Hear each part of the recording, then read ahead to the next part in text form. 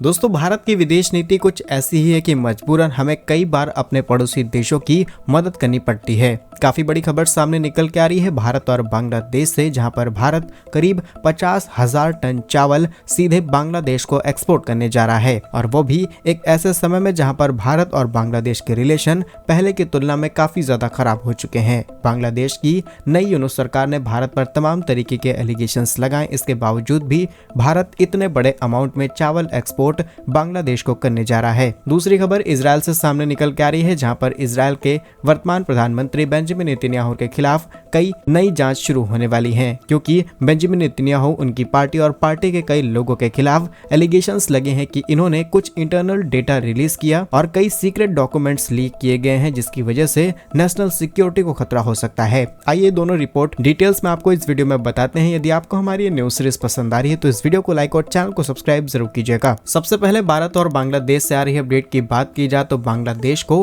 करीब 50,000 टन चावल की जरूरत है। इस इंपोर्ट के लिए बांग्लादेश की तरफ से एक टेंडर निकाला गया, जहां बांग्लादेश के इस टेंडर में अलग अलग देशों ने पार्टिसिपेट किया, वो देश जो कि ज्यादा मात्रा में चावल को प्रोड्यूस करते हैं। इसमें चीन का नाम भी शामिल है, लेकिन भारत वो देश बन के उभरा है जिसने बांग्लादेश की इस बिड में सबसे निम्नतम दरों के साथ बोली की पेशकश की है, यानी कि भारत सबसे कम रेट पर बांग्लादेश को चावल एक्सपोर्ट करने की तैयारी में है। लेकिन इसके पीछे भारत की विदेश नीति इसी के साथ एक स्ट्रॉन्ग स्ट्रेटजी है, जिसके बेसिस पर भारत ने सबसे कम दरों के साथ बोली लगाई है। पहली चीज कि हमें अपने पड़ोसी देशों के साथ रिलेशंस इंप्रूव करके रखने हैं, वो भी एक ऐसे समय में जहां पर बांग्लादेश का लगभग हर एक कोना भारत के साथ लैंड बॉर्डर शेयर करता है। इसी के साथ अगर बांग्लादेश के साथ अभी से ही भारत एंटी बांग्लादेश मूवमेंट की तरफ स्टेप ले लेगा तो डेफिनेटली चाइना, अमेरिका या फिर किसी और देश का कंट्रोल यहाँ पर बढ़ जाएगा और भविष्य में भारत के लिए बड़े खतरे बन सकते हैं। इसीलिए आपको याद होगा, जब भारत की तरफ से पावर सप्लाई जो कि बांग्लादेश को भेजी जा रही है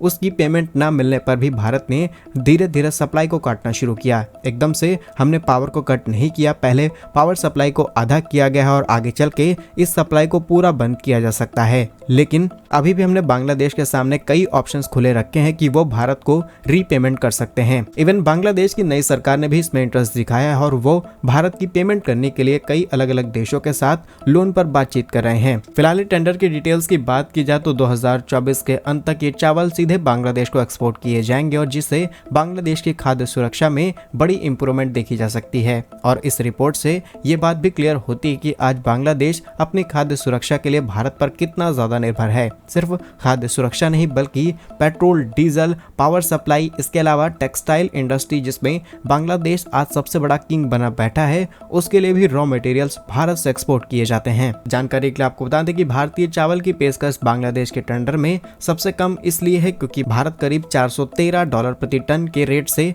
एक्सपोर्ट करेगा और इस लिस्ट में थाईलैंड, वियतनाम, चीन जैसे देशों का नाम शामिल है जिन्होंने बांग्लादेश के इस टेंडर में पार्टिसिपेट किया, लेकिन भारत ने सबसे कम बोली लगाते हुए ये कॉन्ट्रैक्ट अपने हाथ में लेने की कोशिश की है। और यदि आपको लगता है कि भारत पहली बार बांग्लादेश को ये चीजें एक्सपोर्ट कर रहा है तो ऐसा नहीं है। साल 2022 और 23 में भारत की तरफ से करीब 22 मिलियन टन चावल एक्सपोर्ट किया गया है बांग्लादेश को, और भारत का जो चावल एक्सपोर्ट किया जाता है उसके लिए बांग्लादेश एक काफी बड़ा बाजार है। चावल के अलावा भारत की तरफ से बांग्लादेश को oil seeds, organic fruit, dry fruit, milk, fish और तमाम तरीके की चीजें एक्सपोर्ट करता है। लेकिन सबसे इंपॉर्टेंट बात यह है कि इतना सब कुछ होने के बावजूद भी बांग्लादेश को अकल आ जानी चाहिए कि भारत के साथ आखिर रिलेशन खराब क्यों किए जाएं। बांग्लादेश एक समय पर ऐसी भी अनाउंसमेंट कर चुका है कि वो पाकिस्तान के साथ अपने रिश्तों को रिस्टोर करने वाले हैं। अभी टोटली डिपेंड करता है बांग्लादेश के ऊपर कि वो भारत के साथ रिलेशंस अच्छे रखेंगे या फिर नहीं, क्योंकि कुछ दिनों पहले ही बांग्लादेश ने एक और मेजर अनाउंसमेंट की है, वो ये है कि इनका जो भी टेक्सटाइल भारत के रूट के माध्यम से एक्सपोर्ट होता था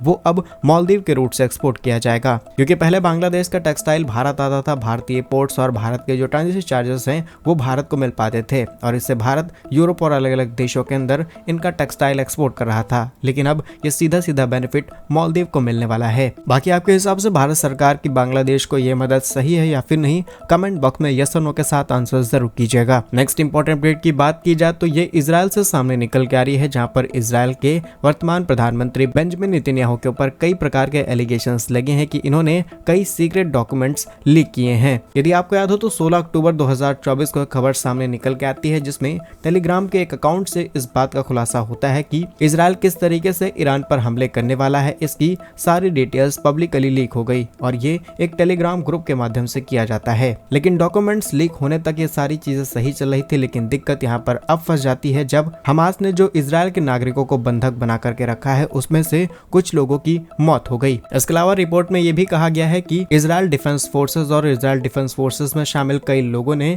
इस सीक्रेट डॉक्यूमेंट को लीक किया, जिसकी वजह से अब इजराइल के एक मजिस्ट्रेट कोर्ट में इस मामले को ले जा करके पहुंचाया गया है, जहां सीधे सीधे एलिगेशंस लगाए गए हैं प्रधानमंत्री पर कि किस तरीके से सुरक्षा को बड़ा खतरा हो सकता है और नेशनल सिक्योरिटी पर कोई गड़बड़ी न हो, इसके लिए अब एक बड़ी जांच की जाएगी। जानकारी के मुताबिक बेंजामिन नेतन्याहू के आसपास रहने वाले 4 लोगों पर शक जताया जा रहा है जो कि इस डॉक्यूमेंट को लीक कर चुके हैं और इस छोटे से डॉक्यूमेंट लीक की वजह से खबर सामने निकल के आती है कि हमास की सुरक्षा में 6 इजराइल के नागरिक जो कि बंधक बनाए गए थे उन्हें मौत के घाट उतार दिया गया। साथ ही साथ इस डॉक्यूमेंट्स में यह भी लिखा था कि किस तरीके से यूएस, कतर, इजिप्ट और इजराइल जैसे देश मिलकर के इस युद्ध को एंड की तरफ ले जाने की तरफ काम बढ़ाएंगे। लेकिन ये सारे डॉक्यूमेंट लीक होने की वजह से सारा डेटा बाहर आ गया और अब इजराइल डिफेंस फोर्स और इजराइल के प्रधानमंत्री और उनकी पार्टी के लोगों पर एलिगेशंस लगाए जा रहे हैं कि इन्हीं में से किसी व्यक्ति ने डॉक्यूमेंट्स लीक किए हैं, जिसके बाद अब एक लंबा मुकदमा चलने वाला है। आपके हिसाब से इजराइल की तरफ से लिया जा रहा है यह फैसला सही है या फिर नहीं? कमेंट्स में अपनी राय जरूर बताइएगा। ऐसे ही और वीडियोस पाने के लिए वीडियो को लाइक और चैनल को सब्सक्राइब जरूर कीजिए। वंदे मातरम, भारत माता की जय।